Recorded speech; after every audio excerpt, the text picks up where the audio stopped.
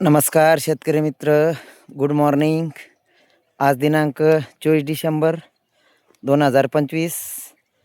जो आपण बियाचा कांदा लागवड केलेला आहे 18 तारखेला, त्याचा आज 6वा दिवस. आपण बघू शकता, आपण 20 आणि 21 तारखेला पाणी दिलं होतं शेताला. त्याच्यानंतर आता जागोजागी म्हणजे एखाद्या ठिकाणी आपल्याला कांदा वर येताना दिसतोय. हे बघू शकता, आपण जवळून दाखवतो मी तुम्हाला. हे बघा. तर अशा प्रकारे आपला बियाचा कांदा प्लॉटचं नियोजन आहे.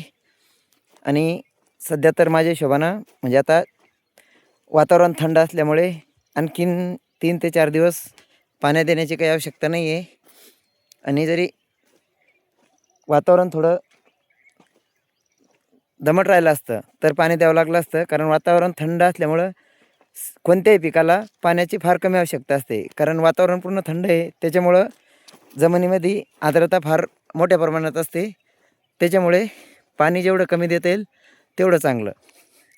धन्यवाद मित्र.